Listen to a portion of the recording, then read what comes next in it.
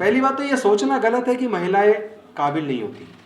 महिलाओं में काबिलियत की कोई कमी नहीं है। महिलाओं की स्थिति भारत में जिस तरह अछूतों की स्थिति रही है, दलितों की, पिछड़ों की जो स्थिति रही है, आदिवासियों की जो स्थिति रही है, वही स्थिति भारत में महिलाओं की आज तक बनी हुई है।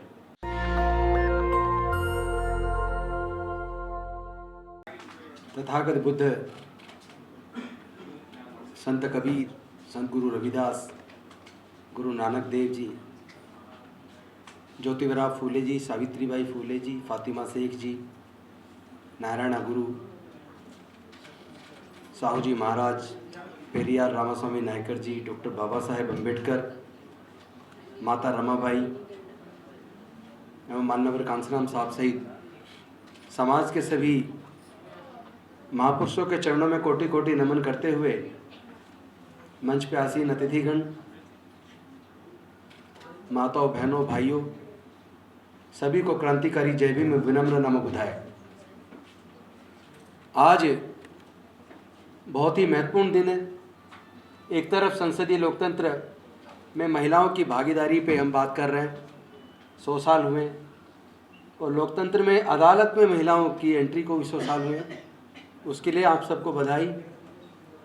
और ये जो सब्जेक्ट मेरे बोलने के लिए है, संसदीय लोकतंत्र में महिलाओं की भागीदारी, जैसा मैत्री जी अभी बोल रही थी, मैं खुद पर्सनली इस बात को महसूस करता हूँ विधानसभा के अंदर कि विधानसभाओं में, संसद में या निगम के अंदर या पंचायत में, चूँकि महिलाओं की सीटें जिला पंचायत और पंचायत के अंदर और निगम के अंदर तो रिजर्व हैं, विधानसभाओं में और संसद में रिजर्व नहीं है।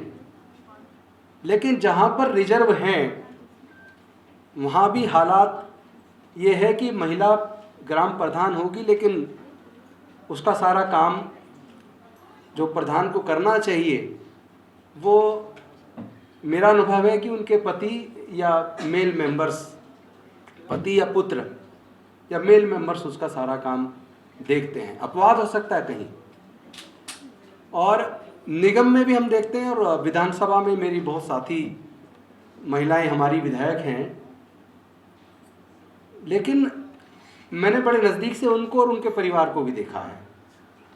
अगर उनका बस चले, अगर इस तरह की आज़ादी हो पुरुष को, तो वो विधानसभा और संसद के अंदर भी पत्नी की वजह वही चले जाएं। ये कड़वा सच है। बेशक वहाँ मजबूरी नहीं जा पाती, लेकिन बाहर उनका सारा काम उनके पति, उनके देवर जेठ और उनके पुत्र ज़्यादातर वही देखते हैं। हो सकता है मेरी बात किसी को चुभे, जो मेरी साथी कुलीग हैं वो, उनको भी शायद बुरा लग जाए, लेकिन सच तो सच रहेगा, वो बोलना भी पड़ेगा। पहली बात तो ये सोचना गलत है कि महिलाएं काबिल नहीं होती। महिलाओं में काबिलियत की कोई कमी नहीं है, लेकिन पूरे दुनिया में मेल डोमिनेटेड सोसाइटी रही है, और भारत में आज भी मेल डोमिनेटेड सोसाइटी है। एक तो इस सच को स्वीकार करना चाहिए। आप याद कीजिए, जब डॉक्टर बाबा साहेब अम्बेडकर 1951 में हिंदू कोड बिल लेकर आए, पूरा का पूरा सदन, संसद के सभी सदस्य डॉक्टर बाबा साहेब अम्बेडकर के खिलाफ हो गए, और हिंदू कोड बिल, जिसमें महिलाओं के हक अधिकार की बात थी, वो बिल गिर गया। और डॉक्टर बाबा साहेब अम्बेडकर को ने रिजाइन किया कि अगर मैं अपने देश की महिलाओं को उनका हक अधिकार ना दिलवा सका, तो फिर मुझे कानून मंत्री बने रहने का कोई हक नहीं है। दुख तब होता है जब उस लड़ाई को में जो भागीदारी बननी चाहिए महिलाओं की, जब वो नहीं बनती है। कोई किसी से पूछे आपकी पत्नी क्या करती है, अगर वो नौकरी में है तो वो बताएंगे कि भी वो जज है, वकील है, या कलेक्टर है, या कुछ है। और अगर वो घर पे हैं, नौकरी में नहीं है, कहते कुछ नहीं करती, वो हाउसवाइफ है। ये बेहद शर्मनाक स्टेटमेंट है कि वो कुछ नहीं करती। सच्चाई है कि पूरे घर को अगर कोई संभालता है तो अपने घर में खुद जाके देख लेना अच्छे से। कई बार पति को पता भी नहीं होता बच्चे होमवर्क कर रहे हैं नहीं कर रहे, बच्चों को खाना मिल रहा है नहीं मिल रहा, तुम्हारे कपड़े कौन तैयार करके दे रहा है। हालांकि ये सिस्टम उतना उचित नहीं है कि महिला सारा काम करे, लेकिन व्यवहार में आचरण में यही है। इस सच को झुठलाना ठीक नहीं होगा। लेकिन अगर काबिलियत की बात करें, अगर लीडरशिप की बात करें, अगर क्वालिटी की बात करें, तो चाहे श्रीमती इंदिरा गांधी जी रही हो, चाहे बहन मायावती रही हो, चाहे ममता जी रही हो, चाहे जयललिता जी रही हो, उन लोगों ने अपनी काबिलियत को और अपने नेतृत्व को का डंका बजवाया है। जो हमारी लेखिकाएं हैं या जो ब्यूरोक्रेट्स हैं, जो डॉक्टर्स हैं, इंजीनियर्स हैं, अलग अलग फील्ड में, वहाँ महिलाओं ने अपनी काबिलियत को साबित किया है। अनफॉर्चुनेटली महिलाओं की स्थिति भारत में जिस तरह अछूतों की स्थिति रही है, दलितों की, पिछड़ों की जो स्थिति रही है, आदिवासियों की जो स्थिति रही है, वही स्थिति भारत में महिलाओं की आज तक बनी हुई है। और मेरा ये मानना, पुरुष तो जिम्मेदार है, लेकिन इसमें महिलाएं भी काफ़ी हद तक जिम्मेदार हैं। अगर अपनी लड़कियों को वो अपने लड़कों के बराबर खाने पीने में और व्यवहार में, आचरण में, ओढ़ने पहनने में, घर से निकलने में प्रतिबंध अगर कोई लगाता है तो महिला ही लगाती है। मैं राजनीति में आने से पहले 22 साल मैंने वकालत की है, और अपने वकालत के अनुभव से आपको बताता हूँ। चूँकि जब हम पिटिशंस पढ़ते थे, एलिगेशंस पढ़ते थे, ये एलिगेशन रेयर मिलता था कि ससुर ने दहेज मांगा या ससुर ने गाली दी या बदतमीजी की। 90% केसेस में एलिगेशंस सास के ऊपर होते हैं। उत्पीड़न 90% केस में सास करती हैं। तो मेरा मतलब कहने का मतलब यह है कि व्यवस्था ऐसी क्यों है, क्यों बनी, उसके कारण को भी समझना जरूरी है। अगर हम कारण को नहीं समझेंगे, उसमें नहीं जाएंगे, उसको नहीं जानेंगे, तो निराकरण शायद संभव नहीं होगा। अगर हम भारत की बात करें तो भारत में मनुस्मृति को पढ़ना जरूरी है। वो मनुस्मृति जो महिला को, पत्नी को पति की संपत्ति बताती हो, जो महिला को किसी भी प्रकार का अधिकार देने से वंचित करती हो, जो महिला को मानवता का अधिकार देने को भी तैयार ना हो। यानी जैसे आज भारत डॉक्टर बाबा साहेब अम्बेडकर जी के बनाए संविधान से चल रहा है, तो पहले इस संविधान से पहले तो भारत मनुस्मृति से चलता था, और मनुस्मृति में महिला को संपत्ति का अधिकार नहीं है। पुरुष के बराबर तो छोड़िए, उसको तो इंसानियत का भी अधिकार नहीं है। और उसी व्यवस्था को, जो व्यवस्था किसी को जन्म से नीच, किसी को जन्म से ऊंच बनाती हो, जो व्यवस्था महिलाओं को संपत्ति और प्रॉपर्टी की तरह देखती हो, और अगर महिलाएं भी उस व्यवस्था को ही पाल पोस रही हों, तो समाधान कैसे होगा? मुझे लगता है कि हमें सबको मिलके इस पे काम करने की ज़रूरत है। महिला भी अपने नेतृत्व को मजबूत करे। अगर महिला पंच है तो, अगर वो प्रधान है तो है, अगर वो सांसद है तो है, विधायक है तो है, उसको बिल्कुल अपने अधिकार को अपने पास रखना चाहिए, अपने बच्चों को पति को नहीं देना चाहिए। लेकिन आचरण में जो चल रहा है, इसमें मुझे लगता है कि जो पुरुष का पुरुषार्थ है वो सबसे बड़ा कारण बना हुआ है। मेल डोमिनेटेड जो एक व्यवहार और आचरण में उतर आया है, उसको बदलने की ज़रूरत है, और वो उसमें महिलाओं को भी आगे आना पड़ेगा। पुरुषों को तो करना ही पड़ेगा, साथ देना पड़ेगा, महिलाओं को स्वयं आगे आना होगा। महिलाओं को अपनी लड़कियों में उनको ये सिखाना ही नहीं चाहिए कि तुम कमज़ोर हो। जब माँ लड़की को कहती है तुम कमज़ोर हो, या तुम घर से बाहर ऐसे टाइम पे मत निकलो, ऐसे कपड़े मत पहनो, तो वहीं उसी क्षण हम महिला ही कमतर आंक देती है। और ये ये तो एक नेगेटिव पक्ष है, लेकिन एक पॉजिटिव पक्ष भी है। केवल नेगेटिव पे चर्चा करेंगे तो बात नहीं बनेगी।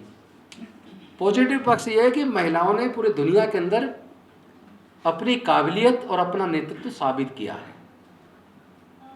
महिला के बिना दुनिया चल ही नहीं सकती, जीवन नहीं चल सकता। महिला जितना दर्द बर्दाश्त कर सकती है, महिला जितनी शक्तिशाली है, जो सहन शक्ति महिला के अंदर वो पुरुष में नहीं है। और महिलाओं को जब जब मौका मिला,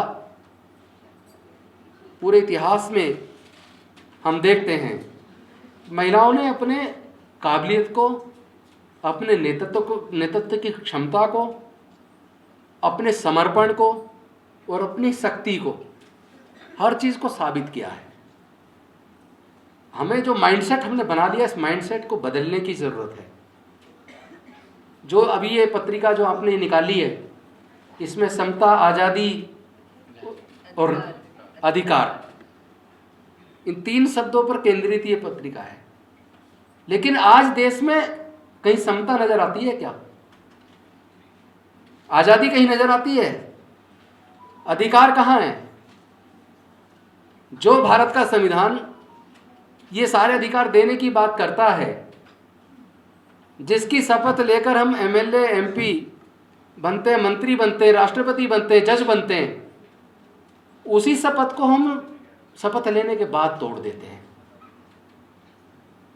जो फंडामेंटल राइट, चाहे वो freedom of speech and expression हो या दूसरे बाकी अधिकार हो, मैं मानता हूं उसमें रीजनेबल रेस्ट्रिक्शंस हैं। लेकिन आज जिस तरह चुन चुन के बोलने की आज़ादी लोगों की ख़त्म की जा रही है, उन पर झूठे मुकदमे बनाकर उनको जेल में डाला जा रहा है। जो पत्रकार बीजेपी का प्रवक्ता बन जाता है, उसको गुणगान होता है, उसको सारे सरकारों के पूरे विज्ञापन मिल रहे, वो पत्र पत्रिकाएं, वो न्यूज़ चैनल पनप रहे, खूब अमीर हो रहे हैं। और जो सच की बात करे उसके छापे लग रहे हैं, उनको अरेस्ट किया जा रहा है, उन पत्रकारों को जेल में डाला जा रहा है। तो स्वतंत्रता बची कहाँ है? समता का व्यवहार है नहीं, अधिकार किताबों में रह गया है। जो लोग जिस संविधान की शपथ लेते हैं, आर्टिकल 51 पढ़ लीजिए आप इंडियन कॉन्स्टिट्यूशन का, जो फंडामेंटल ड्यूटीज की बात कर रहा हो, वो साइंटिफिक टेम्परामेंट की बात नहीं करता है। साइंटिफिक टेम्परामेंट तो आज बिल्कुल भी नहीं है। जो बात अब से करीब 800-900 साल पहले संत कबीर ने बोल दी, आज आप बोल दो। जस्टिस कुलदीप पाटिल जी सही कह रहे थे, तो जेल में जाने का डर लगा रहता है लोगों को। लेकिन मैं पाटिल साहब की इस बात से सहमत हूं, हमें अब जेल में जाने के डर से बाहर निकलना होगा। अगर हमारे स्वतंत्रता सेनानी इस बात से डरते कि जेल में डाल दिए जाएंगे, तो क्या भारत आज़ाद होता? कुछ लोगों को तो कुर्बानी देनी पड़ेगी। और मैं इस बात को मानता हूं कि हमें स्वयं को, अपने को तैयार करना चाहिए कि हम कुर्बानी, बड़ी से बड़ी कुर्बानी के लिए तैयार हैं। केंद्र की सरकार या कोई भी ऐसी एजेंसी जांच कर ले, मुकदमा बना दे, जेल में डाल दे, जो मर्जी कर दे, लेकिन हम बोलना बंद नहीं करेंगे। बिना बोले काम चलेगा नहीं, वरना सब खत्म तो ऑलमोस्ट हो गया है। जो अधिकार डॉक्टर बाबा साहेब अम्बेडकर दे कर गए, सुनिश्चित कर गए, 70% तो जा चुके हैं, हमारी आंखों के सामने चले गए। हम लोगों ने जितना विरोध मजबूती से करना चाहिए था वो नहीं किया। लेकिन आज भी अगर हम इस लड़ाई को सही दिशा में एकजुट होकर मजबूती के साथ लड़ें तो शायद कुछ बच जाए, वरना तो डेमोक्रेसी ही खतरे में है। और जब डेमोक्रेसी खतरे में हो, जब बाबा साहेब का संविधान खतरे में हो, और मनुस्मृति का गुणगान हो, और मनुस्मृति के रचनाकार की मनु की मूर्ति जब कोर्ट के अंदर लगी हो, हाई कोर्ट के अंदर, तो फिर न्याय की बात सोचना। और जुडिशियल ऑफिसर्स जब जुडिशियस डिसीजन देना बंद कर दे, जब माननीय उच्च न्यायालय और सर्वोच्च न्यायालय के जजमेंट के अंदर न्याय नजर ना आए, तो क्या हम इस बात से डरें कि हम अगर गलत बात की आलोचना करेंगे, सच बोलेंगे तो जेल में डाल दिए जाएंगे, कंटेम्प्ट ऑफ कोर्ट हो जाएगी? तो क्या हम बोलना बंद कर दें? मुझे लगता है कि बोलने का समय है। सच के लिए बोलना चाहिए, देश को बचाने के लिए बोलना चाहिए, मानव अधिकार बचाने के लिए बोलना चाहिए। और हम सबको जो अधिकार हम अपने लिए सुनिश्चित करना चाहते हैं, हम दूसरे के भी तो अधिकार की इज्जत करें। जो पुरुष इज्जत चाहता वो महिला की भी तो इज्जत करे। जो पति पत्नी से इज्जत चाहता है और चाहता है वो मेरी भावनाओं की कदर करे, वो ये भी तो ध्यान रखे कि क्या मैं पत्नी की भावनाओं की कदर कर रहा हूँ। मुझे लगता है कि ये 22 वर्षा है।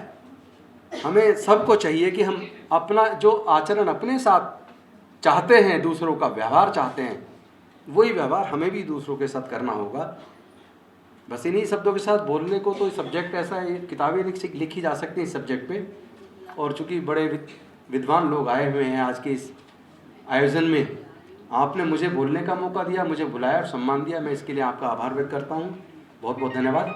नमो बुद्धाय। जय भीम, जय भारत। नेशनल दस्तक की आपसे गुजारिश है कि अगर इसको बचाना चाहते हैं तो नेशनल दस्तक को सब्सक्राइब करने के लिए रेड कलर के सब्सक्राइब बटन को दबाएं, फिर बेल आइकन की घंटी दबाएं। नेशनल दस्तक को बचाने के लिए बहुत जरूरी है कि हर खबर को शेयर करें, लाइक करें, कमेंट जरूर करें।